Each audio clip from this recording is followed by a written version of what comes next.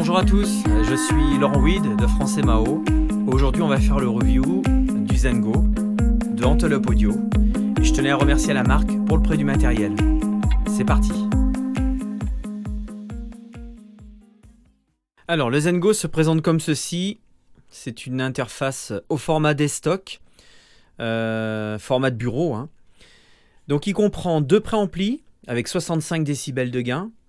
Ici, vous avez deux sorties monitoring en jack 635, deux autres sorties miroirs en RCA, deux sorties et entrées SPDIF numérique qui permet d'attaquer un convertisseur, deux canaux ou éventuellement un enregistreur numérique. Et ensuite, vous avez les deux ports USB-C. Cette interface fonctionne sur Windows, sur Mac, avec une connexion USB-C. Ici, vous avez donc la molette de réglage qui permet de régler en appuyant sur ce premier bouton le gain de vos préamplis. Ici, c'est le réglage des retours casque et du monitoring. Toujours pareil, vous réglez ici par pas de 1 dB votre niveau. En appuyant sur ce gros bouton central, c'est la fonction mute. Donc ça, c'est pas mal. Ça permet tout de suite de muter vos monitoring ou vos casques. Et le troisième bouton, lui, c'est le bouton marqué Antelope qui permet de revenir au menu principal de l'interface. Sur la face avant, on retrouve ici les deux sorties casque indépendantes qu'on verra dans la présentation du contrôle panel qui vous permettront de réaliser deux mix différents dans vos casques. Très pratique quand vous voulez enregistrer à deux personnes, ça permet d'avoir deux réglages différents. Voilà pour cette présentation rapide du Zengo. Moi j'aime beaucoup. La finition est très jolie. Il me paraît solide. Il a son pesant. C'est une interface qui est vraiment agréable. On va voir maintenant les principales fonctions du contrôle panel. A tout de suite. Alors voilà, le Zengo est connecté à mon système. Montre en main, j'ai mis à peu près 10 minutes pour le connecter. J'avais déjà donc le launcher qui était installé. Dans le coffret du Zengo, il est fourni cette petite carte avec derrière le lien et puis les explications pour lancer votre installation. Je vous conseille vivement de suivre à la lettre ce qui est marqué, puisque moi c'est ce que j'ai fait. J'ai suivi à la lettre. Je sais que une interface comme le Zengo ou même comme toutes les interfaces, c'est bien de suivre les procédures pour l'installation. Donc c'est ce que j'ai fait. J'ai installé mon Zengo montre en main en 10 minutes. J'ai effectué un redémarrage de ma machine et puis voilà, j'ai lancé mon launcher, ça m'a ouvert mon interface du Zengo et on va voir ensemble la présentation du contrôle panel. Alors on va donc passer à la présentation du contrôle panel. J'aimerais simplement vous signaler que pour le review et le test de ce Zengo, j'ai en ma possession également le Edge Solo, le micro Antelope Audio à modélisation. Et on verra dans la présentation de ce contrôle panel, je vais faire quelques petits tests pour vous montrer un petit peu les différentes émulations du micro. On va passer en partage d'écran pour la présentation du contrôle panel. Sur le Zengo, on a deux préamplis micro qu'on peut retrouver ici en haut à gauche, avec ici un petit menu déroulant où vous sélectionnez votre source, micro, line et IZ. IZ pour les instruments de musique comme la guitare, la basse. Ligne pour les niveaux lignes et micro, ce qui est sélectionné puisque logique, j'utilise un micro. Là, vous avez le réglage du gain, le 48 volts, l'inverseur de phase, et ici, un petit menu qui ouvre les émulations de microphone. On va y revenir. En dessous, vous avez ici donc un petit menu déroulant, quand vous cliquez dessus, qui vous permet de sélectionner la source. La source pour laquelle vous voulez envoyer quelque chose dans le fader. Donc là, pour ma part, j'utilise sur le fader numéro 1, le préampli numéro 1. Même chose sur le fader numéro 2, préampli numéro 2, ce qui va de soi, puisque les deux premiers canaux du Zengo, les deux premiers faders, sont tout de suite sur les préamplis micro. Donc, il va de soi qu'ils soient sélectionnés directement sur les préamplis. Ensuite, sur le reste des faders du Zengo, vous pouvez assigner ce que vous voulez. Là, en l'occurrence, on a le Computer Play, donc ce qui veut dire que c'est le son de votre ordinateur, ou le retour de votre séquenceur DAW. Donc là, on a le 1, le 2.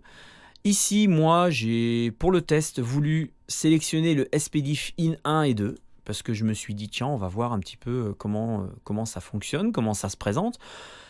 Ici, vous pouvez sélectionner d'autres choses. Vous pouvez dire, je vais prendre l'émulation microphone, par exemple. Vous voyez que le signal, il sort aussi sur ce fader. Dès que vous sélectionnez la source dans le menu déroulant, vous assignez au fader le son que vous allez envoyer, tout simplement.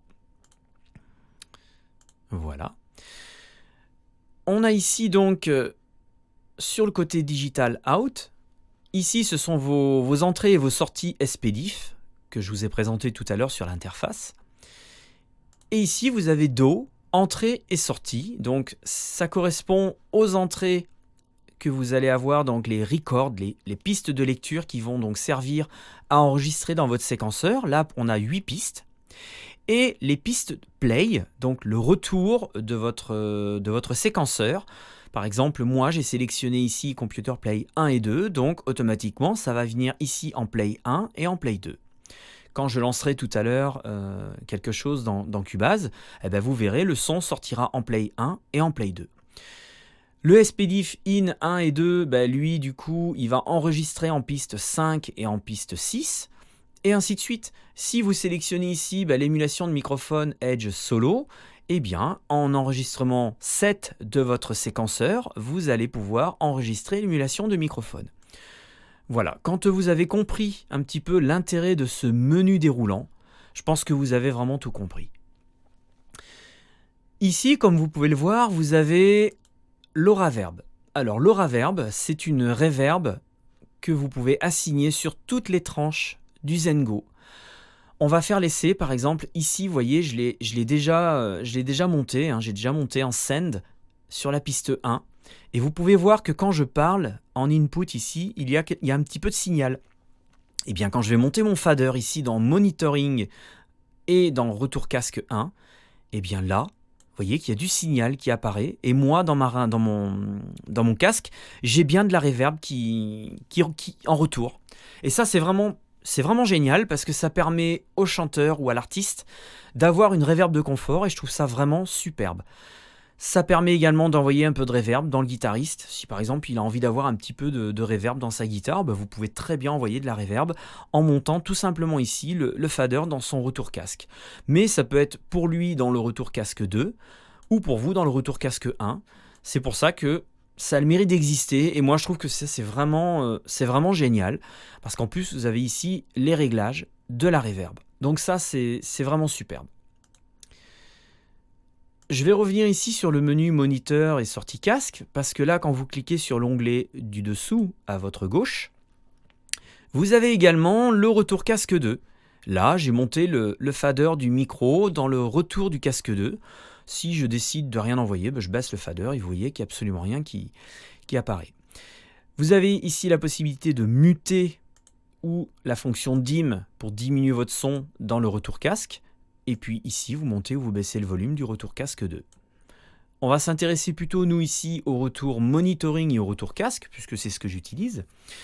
Là, c'est la section monitoring. Donc, sur le Zengo, vous avez pu voir qu'il y a 2 sorties monitoring. Et ici, vous faites le gain de sortie. Vous pouvez très bien le faire aussi avec la molette du Zengo, ce qu'on a pu voir en introduction de vidéo. Et vous avez ici, pareil, la fonction dim. Sur les sections monitoring et casque, ça aurait été appréciable que la marque pense à faire éventuellement une fonction stéréo-mono pour qu'on puisse éventuellement comparer notre mix en mono et en stéréo, que ce soit au casque ou au monitoring. Peut-être que la marque le développera par la suite. À l'heure de ce review, je n'ai pas l'info, mais ça serait vraiment chouette que la marque puisse intégrer cela. Ça serait vraiment pas mal. On va voir maintenant les différentes émulations de micros que je vous parlais tout à l'heure. Je voulais vraiment faire un petit aparté sur ça, puisque ça a le mérite d'exister. C'est vraiment très intéressant, vous allez voir.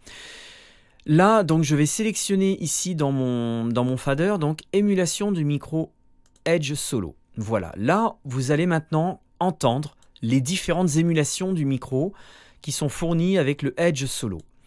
Là, vous avez un petit menu déroulant où vous pouvez choisir les différentes émulations. Alors, on va commencer par le Tokyo. Voilà, là, par exemple, vous voyez, je parle avec le Tokyo, qui est une émulation de micro. Je vais passer sur un Berlin 67, tout en parlant avec vous. Vous voyez que maintenant, on utilise le Berlin 67. Je pense que vous l'entendez bien. Il y a certains micros où vous allez vraiment l'entendre. Je vais pour ma part aller chercher le SM7B. Voilà, et là quand je parle, vous voyez tout de suite le son est différent. Là on est sur une émulation de micro du SM7B. On va aller maintenant chercher un micro, allez on va aller chercher par exemple le Vienna 112 qui doit être l'émulation de l'AKG. Ah non, je me suis trompé, le Vienna 112, oui si c'est AKG, mais c'est pas tout à fait celui que je voulais vous faire écouter, mais voilà ce que ça donne, je voulais prendre le Vienna 414. Là, voilà, je suis avec l'émulation du 414. Vous voyez que c'est différent hein, dans le son. On est vraiment sur quelque chose d'un peu plus penché dans les hauts médiums, dans les aigus. Et puis voilà, on va aller sélectionner le Hambourg 441. Voilà, là, je parle, je speak, je teste. Le Hambourg 441. On va prendre l'Illinois 57, qui est l'émulation du Shure SM57. Voilà, là j'utilise le SM57 en émulation de microphone. Vous voyez que ça a vraiment, c'est vraiment intéressant et franchement ça s'entend quoi. C'est vraiment très intéressant. Enfin, moi je suis bluffé hein, par ces émulations. Je vais essayer le Tokyo 800. On l'a peut-être déjà vu, je sais plus. Voilà, là je suis sur le Tokyo 800T. Ouais, c'est ça. Excusez-moi, je ne vois pas très bien d'ici sur l'écran. Voilà un petit peu les différentes émulations. Le Berlin 103 qui doit être une émulation du Neumann TLM 103. Voilà un petit peu les différentes émulations qu'on a hein, dans ce package fourni avec le Edge Solo. Et je voulais vraiment faire une petite parenthèse sur ça pour vous présenter les différentes émulations. Voilà, je vais revenir sur le Edge Solo. Et puis vous allez voir dans la démonstration qu'on va faire tout à l'heure dans Cubase, à l'enregistrement, je vais utiliser une autre émulation, je vais utiliser des effets en temps réel. Et je vais vous montrer un petit peu comment on peut travailler avec ce Zengo. Voilà, c'était vraiment pour faire une petite parenthèse hein, sur ce Edge Solo, puisque ça a le mérite d'exister, et puis c'est vraiment chouette comme procédé. Voilà, enfin, moi je trouve que quand vous l'utilisez avec l'interface, l'avantage, c'est que vous pouvez enregistrer l'émulation à la prise, chose que vous ne pouvez pas faire quand vous n'avez pas l'interface Envelope. Donc c'est vraiment pas mal.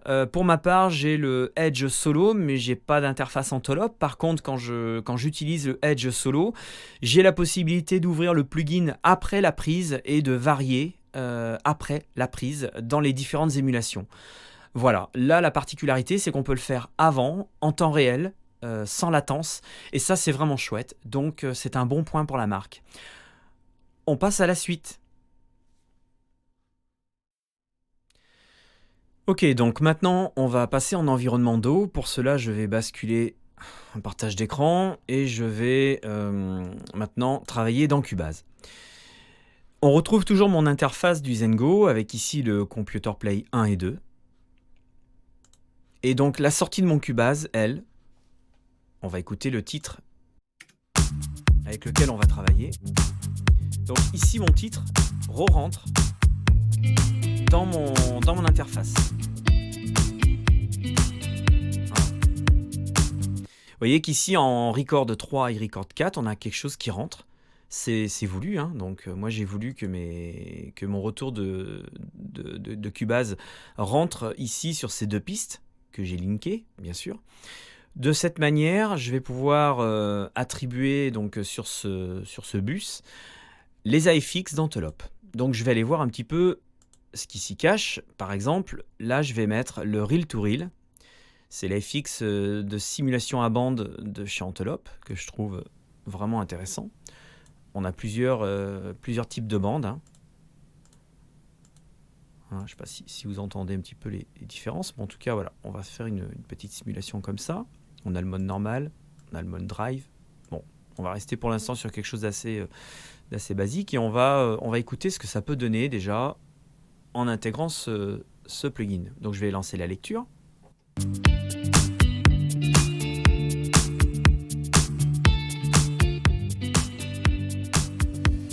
Voilà. Donc là c'est avec. Et là c'est ça.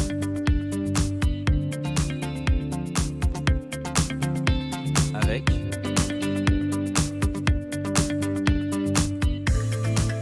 Sans. Voilà. Bon là c'était juste pour vous faire voir un petit peu hein, le principe. Le principe en fait là c'est de sortir un son de mon Cubase, de revenir dans le Zengo et de pouvoir appliquer des iFix sur ce même bus. Pour l'instant, je cherche simplement l'idée de ce que je veux. En fait, là, j'ai envie simplement de mettre une simulation de bande analogique. Et puis, je vais dire, tiens, j'ai envie de mettre également un peu de vintage EQ.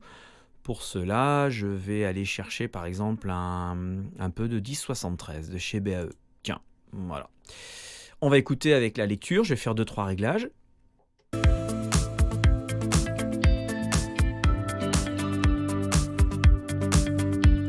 Vous entendez bien quand même que là le bas vient de remonter un petit peu.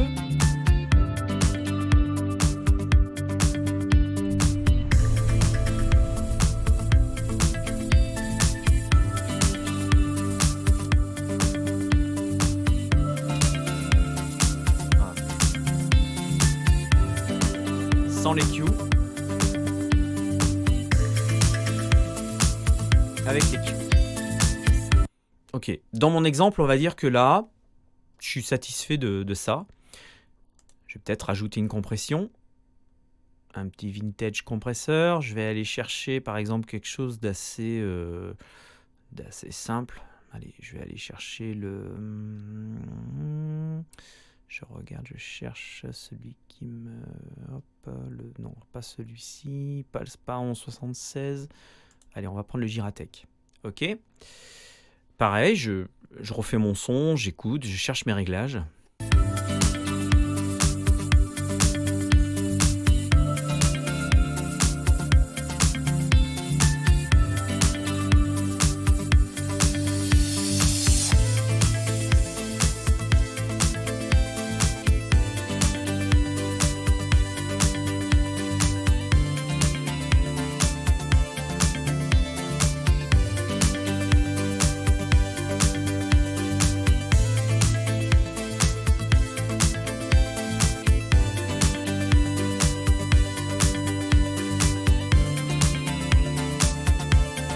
Ok, bon, on va dire que ça me convient. Voilà, c'est juste pour la démonstration. Hein, je ne cherche pas à faire des réglages très compliqués. Je fais vraiment un petit peu voilà, à l'oreille pour voir un peu ce que ça peut donner. Et c'est surtout pour vous démontrer un petit peu là où je veux en venir. Donc on a ici donc, notre simulation de bande analogique. On a ici notre 1073 de chez BAE. Et on a ici le Giratech en compression. Voilà, on va écouter maintenant l'ensemble de ces effets que je viens de mettre sur le bus master en bypassant pour voir un petit peu la différence. C'est parti.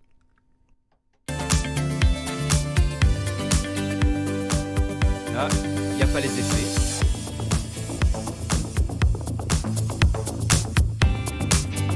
Là, il y a les effets. Ok, donc on va dire que là, j'ai quelque chose qui me convient. Et donc, ce que je veux maintenant, c'est d'enregistrer mes effets un peu comme si je sortais le son de mon ordinateur pour aller dans mes racks. Voilà, moi j'ai des racks ici, j'ai du matériel hardware. Ben là, c'est un peu le même principe. Je vais sortir le son de mon dos, il va rentrer dans les iFix d'Envelope, et tout ça bien sûr sans latence. Je vais enregistrer les effets en temps réel, et je vais revenir dans mon Cubase avec ma piste enregistrée. Donc pour cela, ici, j'ai ma piste qui sort dans mon Zengo. Hein, ma piste de lecture, elle sort et elle sort en 1 et 2, play 1 et 2, vous voyez quand je fais play. Quand je fais play, j'ai bien mon son qui sort en 1 et en 2, et il revient en record 3 et 4 dans Cubase. Donc, j'ai créé une piste ici, avec un enregistrement 3 et 4. Et donc, je vais enregistrer mes iFix. C'est parti. Alors, je ne vais pas faire tout le titre, hein, je fais juste pour vous montrer. C'est vraiment une démo, en plus du review. Hein, donc, j'ai fait une sorte de review pour vous présenter l'interface. Et puis là, je vous fais plus une démo pour vous montrer les possibilités et comment on peut travailler avec le Zengo. Donc là, je vais enregistrer ma piste. C'est parti.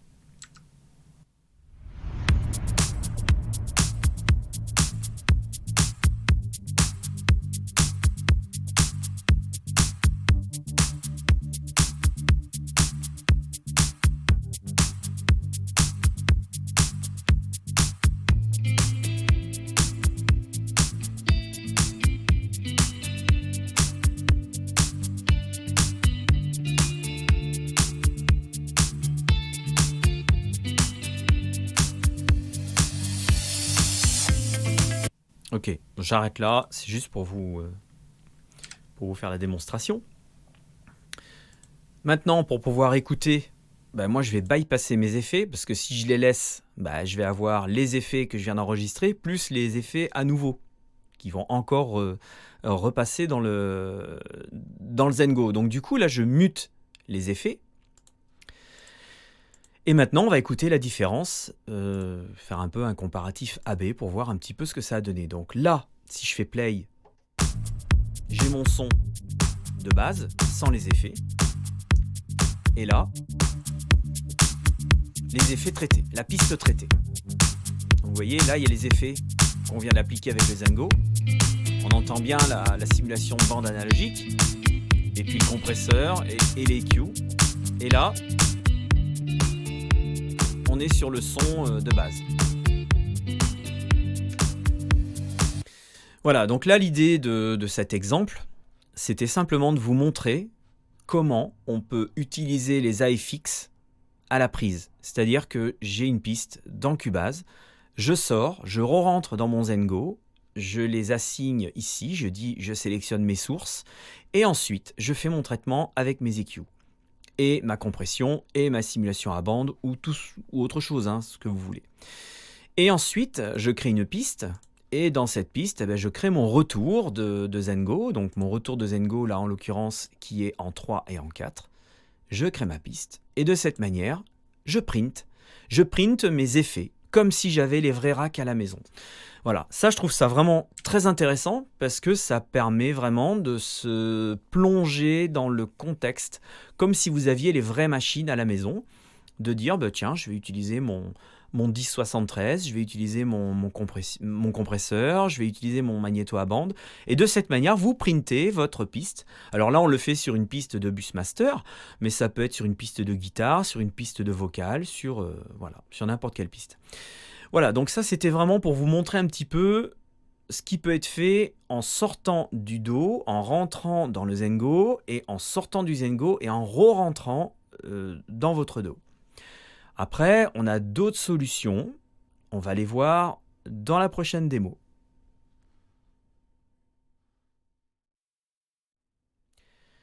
Ok, donc maintenant dans ce nouvel exemple, on va voir un petit peu l'iFix2Do, qui est un nouveau plugin que Antelope vient de développer pour permettre aux utilisateurs de Cubase, Logic, Pro Tools, enfin tous ceux qui utilisent des DAW, de pouvoir insérer les plugins Antelope sans passer par le control panel. Donc du coup, ici sur cette tranche, vous voyez que j'ai marqué iFix2Do. Je vais l'ouvrir. Voilà. Et donc, je vais enlever cet effet là c'est ces deux effets qui sont venus se loger tout à l'heure. Donc là, par exemple, je vais faire pareil, je vais faire lecture de ma piste. Et là, je vais pouvoir traiter comme un plugin. Donc là, je vais chercher mes iFix. Bon, on va dire, tiens, on va reprendre le reel to reel. Voilà. Et là, vous voyez que tout de suite, voilà, il s'ouvre et il s'intègre dans Cubase. Et là, je peux faire mon traitement comme un plugin normal. Il n'y a pas de... Et vous pouvez charger. Alors, vous pouvez charger jusqu'à 8 iFix, dans la tranche. Alors là, par exemple, on va aller chercher Vintage EQ. On va se dire, tiens, j'ai envie d'essayer, par exemple. Alors, où est-ce qu'il se trouve? Je cherche... voilà, je cherche celui-ci. Par exemple, c'est vraiment pour vous donner... vraiment, c'est vraiment une démo, hein. Donc, je fais play. Vous voyez, ça coupe vraiment, là, 50 Hz, on coupe énormément.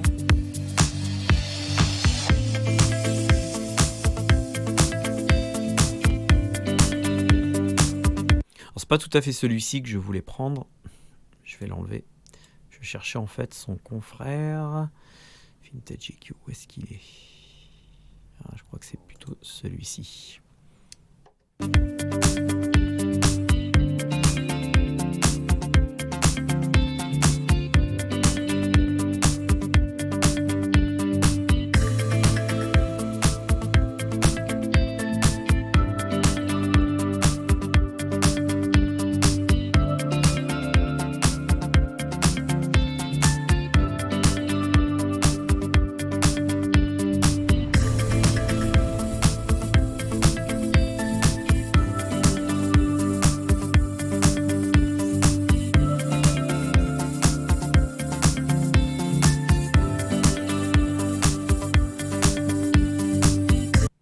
Voilà.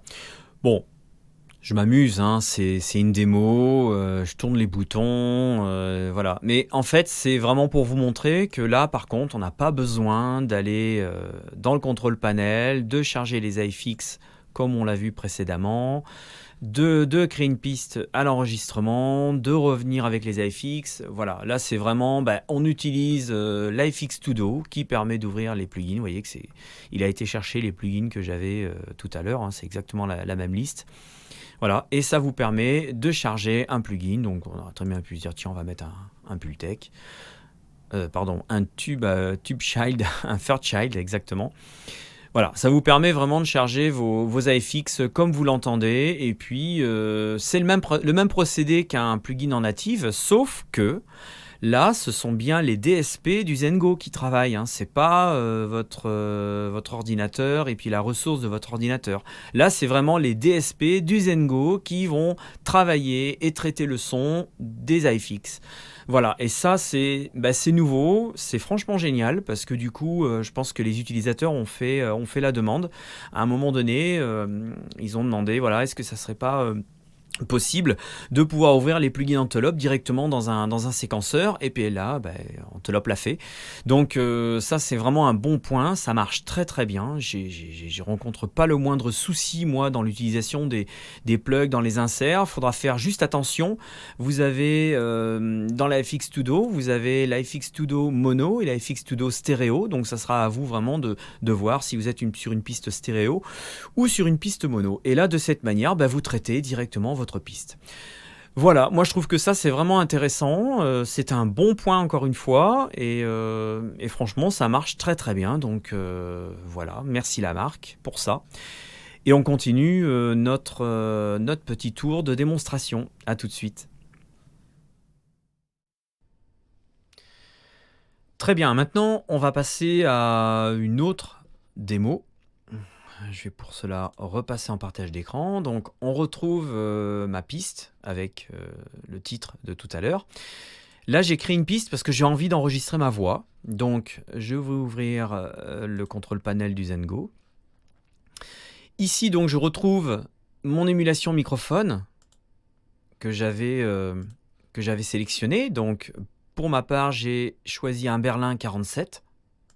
J'aurais très bien pu choisir un Illinois 7B par exemple. Voilà, vous voyez que le son il change, hein. On les entend vraiment, hein. Là franchement c'est flagrant, hein. Donc on peut faire soit la prise de son avec ce micro. Personnellement je préfère pas, je préfère revenir sur mon Berlin 47. Voilà, là je retourne sur mon Berlin 47. C'était vraiment pour vous montrer un petit peu les deux différences, hein, qu'on entend bien. Il y en a d'autres. Donc de mémoire, le Edge Solo est livré avec une vingtaine d'émulations, il me semble, voire peut-être un peu plus ou un peu moins. Enfin, voilà à peu près les différentes émulations qu'on a de fournies avec le Edge Solo. Là, pour mon exemple, j'ai envie d'enregistrer donc ma voix. Donc je vais mettre un compresseur. Donc là, hop, je l'avais bypassé, donc là je viens d'activer mon compresseur qui est un 1176 et donc je vais enregistrer ma voix dans mon séquenceur. Mais je me dis, moi j'ai envie d'avoir dans mon casque, j'ai envie d'avoir un peu de reverb, de confort. Donc je vais ouvrir le reverb qui est ici et en send, je vais rajouter un petit peu de reverb comme ceci. Hop, là je monte donc mon send et je vais ici monter mon fader. Voilà. Moi, dans mon casque, j'ai vraiment de la reverb. C'est super chouette. Franchement, c'est agréable, c'est confortable. Donc là, on va enregistrer une piste dans Cubase sur un playback avec un AFX en insert à la prise, un 1176. J'ai pour cela une reverb de confort, moi, en retour dans mon casque. Vous voyez qu'ici, il y a du signal, hein, donc ça veut dire que moi, je réceptionne bien la reverb dans mon casque. Voilà. Et on va enregistrer donc un extrait pour vous montrer un petit peu cette démonstration. Donc maintenant, j'active l'enregistrement, je vais fredonner quelque chose, et on va enregistrer la piste. C'est parti.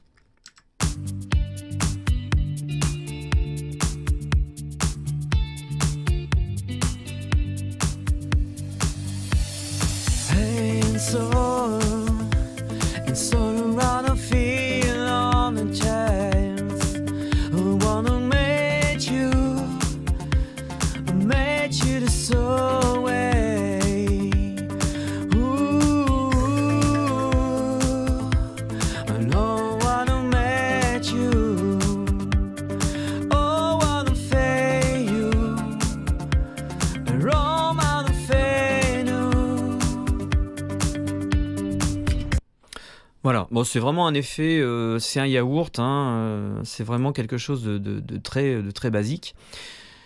Je vais enlever la reverb ici, hein, parce que moi je l'ai en retour dans mon casque, alors c'est vrai que quand je parle c'est pas forcément très agréable. Ici on va donc bypasser le compresseur sur ma voix. On va écouter ce qu'on a enregistré ici en solo.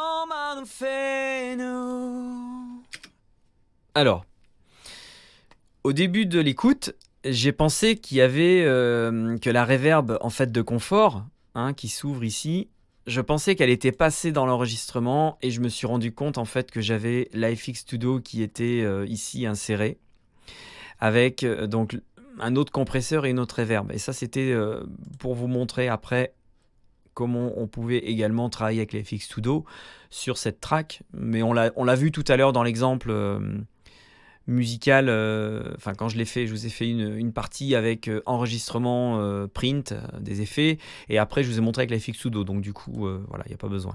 Alors ce que je voulais vous démontrer, c'est que là quand on écoute la piste que j'ai enregistrée, voilà, on a bien ma voix qui a été enregistrée avec la compression, mais la reverb n'est pas enregistrée. Il n'y a pas la reverb. La reverb, elle était ici, hein, en reverb de confort en send. Ok ? Donc ici, on se retrouve avec ma prise qui est faite. Maintenant, vous l'avez compris, si on ouvre FX Studio, on peut également rajouter un compresseur. Là, tenez, on va prendre par exemple, dans mon exemple, on va prendre le optique de A. And so around I feel on a chance. I wanna meet you this way. Ooh, I don't wanna meet you. Oh, wanna fade you. Voilà. Bon, là, j'ai dit, je vais remettre un petit peu de compression une fois que ça a été enregistré. Et puis, je peux me dire, bah, tiens, je vais mettre le reverb dessus. Voilà, par exemple. Je vais la régler un petit peu plus bas. Comme ceci, voilà. And so around I feel on a chance. Voilà, maintenant, on va écouter avec la musique. I wanna meet you. made you the soul way. Ooh, no one made you. Oh, one fait you. Rome fait nous. Voilà, dans mon exemple, ce que je voulais simplement vous montrer, c'est comment enregistrer donc avec l'émulation de microphone, une petite compression à la prise bien sûr, et puis une fois que la piste est enregistrée, j'ouvre mon AFX Studio ici, et puis je rajoute une autre compression, là j'ai mis un LA2A avec une reverb, le reverb, pardon. Voilà, c'était vraiment pour vous montrer quelque chose d'assez simple. Comment on peut travailler avec le Zengo, comment on peut printer, comment on peut enregistrer et traiter soit à la prise, soit après la prise. Voilà, et c'est vrai qu'il faut reconnaître que l'AFX Studio, c'est vraiment quelque chose de superbe parce que maintenant, vous pouvez vraiment travailler avec en utilisant donc le DSP du Zengo. Donc voilà, c'est vraiment un très bon point, je me répète.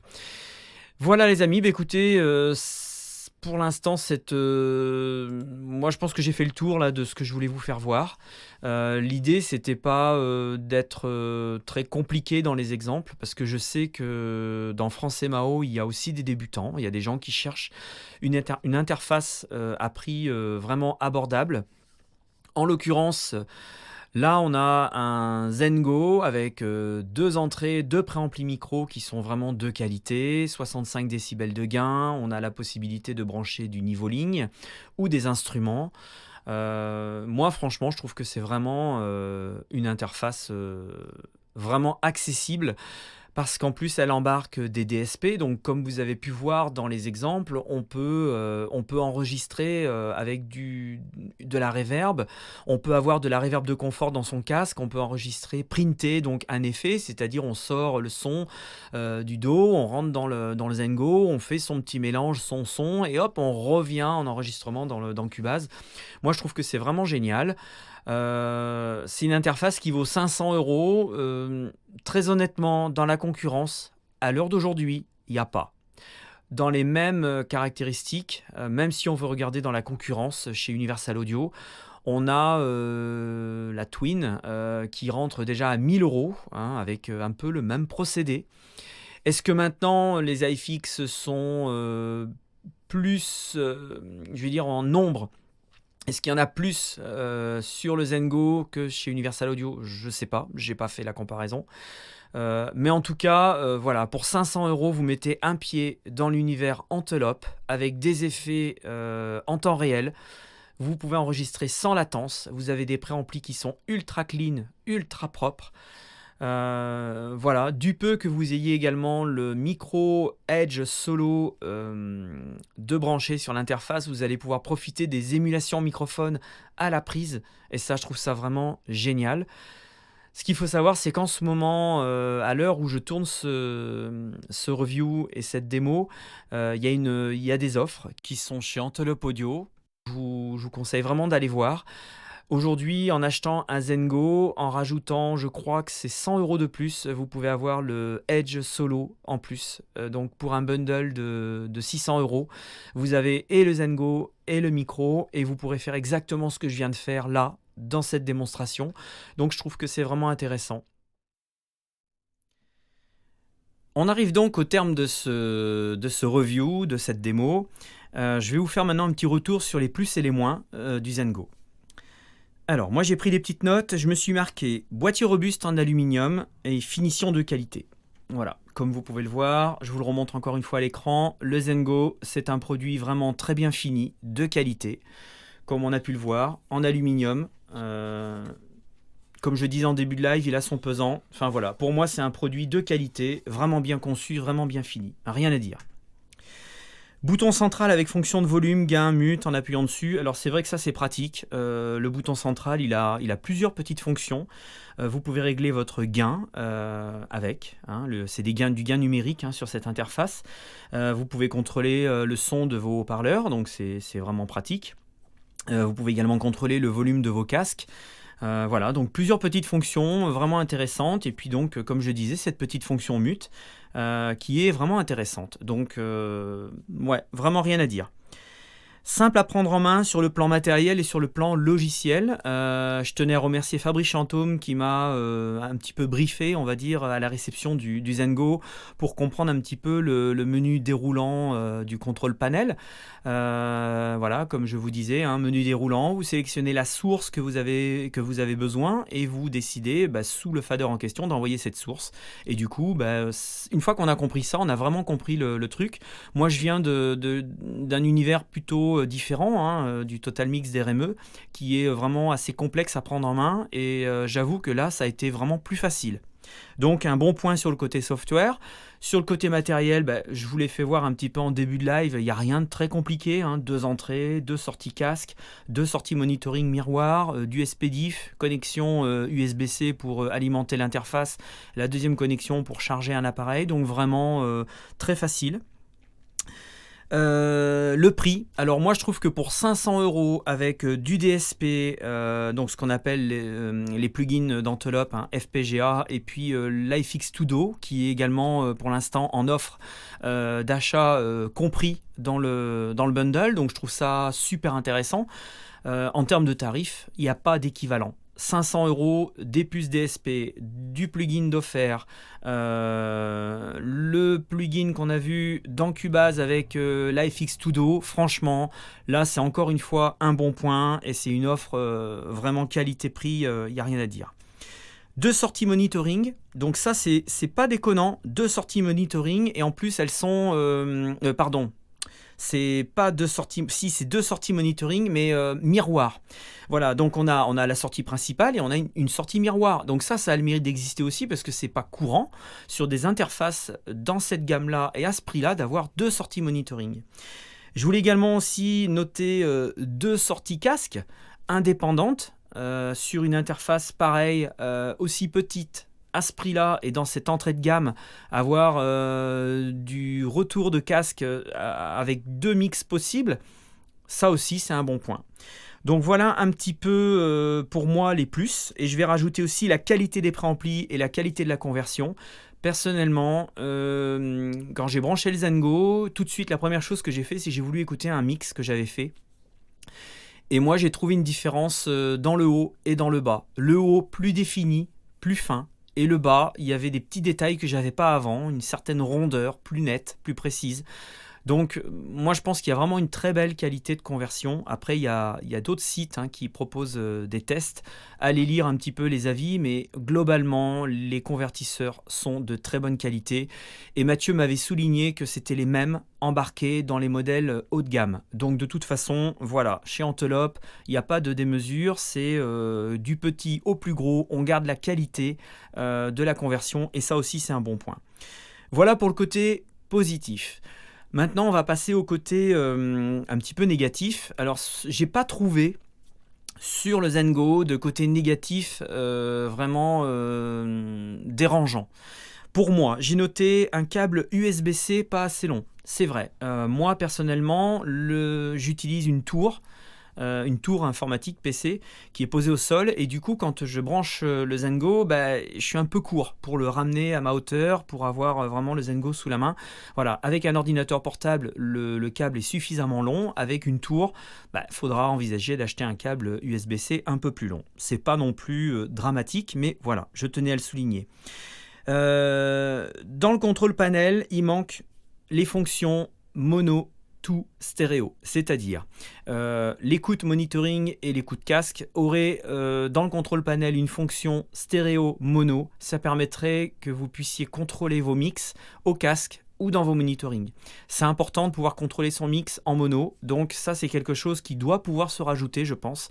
J'espère que la marque le fera, parce que franchement, j'ai remarqué aussi que dans l'Orion 32, il n'y a pas le mono stéréo, et c'est vrai que ça, on l'a dans l'Orion Studio, mais voilà, sur le Zengo, il n'y est pas, sur l'Orion 32, il n'y est pas. C'est dommage, parce que c'est important.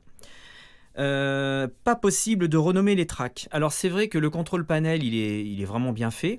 Quand on va sur la section Do, entrée, sortie, on a bien donc marqué record de 1 à 8 et on a bien marqué play de 1 à 8. Eh bien, messieurs de chez Antelope, il serait bien et il serait utile de faire la même chose dans la section monitoring, de manière à ce qu'on puisse avoir un visuel du fader 1 au fader 8. Voilà, simplement que quand on veut quand on veut assigner des sources au fader, des fois c'est pratique d'avoir juste une numérotation de 1 à 8. Visuellement, ça évite de compter, puis je trouve que voilà, pour moi c'est mieux. Ensuite, pas possible d'assigner les commandes de raccourci au contrôle panel. Oui, c'est vrai que j'ai pas. Alors, peut-être que ça existe, mais moi j'ai pas trouvé d'utiliser son clavier informatique pour pouvoir assigner des fonctions de raccourci. Ça serait bien vu aussi. Bon, c'est des petits détails, c'est des choses qui peuvent se rajouter par la suite. Et puis j'ai mis un raccourci pour lancer le contrôle panel serait un plus, plutôt que de passer par le launcher. Alors, sous réserve que je dise une bêtise, moi quand je démarre avec le Zengo qui est allumé, le contrôle panel ne s'affiche pas automatiquement. Il y a peut-être des réglages à faire, donc je mets une parenthèse sur cette remarque. Je suis obligé de lancer le launcher pour que ça déclenche le contrôle panel du Zengo. Donc c'est peut-être moi qui n'ai pas fait la manip. Voilà, c'était la dernière petite observation que je voulais dire. Voilà, écoutez, cette vidéo est terminée, ce review, cette démo, j'espère que ça vous sera utile et que vous comprendrez un peu mieux maintenant le fonctionnement du Zengo. Et puis rassurez-vous, le contrôle panel n'est pas compliqué à prendre en main, c'est quand même assez simple.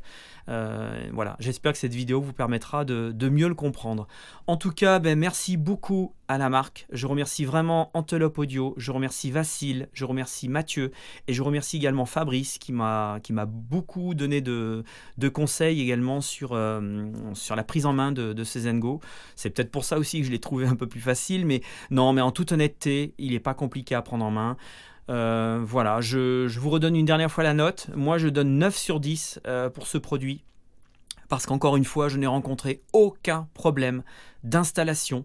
J'ai eu juste quelques petits bugs logiciels avec l'iFix2Do et ces bugs ont été résolus à l'heure où je tourne ce live hier quand j'ai fait la mise à jour des derniers drivers et du dernier firmware du Zengo. Donc là, ça a été fluide, ça a marché nickel. Avant aussi, j'avais juste quelques petits bugs avec cette iFix2Do qui venaient pas systématiquement, mais bon voilà, c'est des petits bugs de logiciel, hein. Comme je disais, une interface sans aucun souci, ça n'existe pas. Donc voilà, très bon point pour la marque, très bon produit et je vous dis à une prochaine pour d'autres reviews, d'autres démos et puis d'autres vidéos. Donc n'oubliez pas de vous abonner sur notre chaîne YouTube. Vous pouvez également nous rejoindre, je le mettrai en commentaire dans le descriptif de la vidéo, notre groupe Facebook qui comprend bientôt 5200 membres. Donc merci à tous de nous suivre et je vous dis à une prochaine. À bientôt!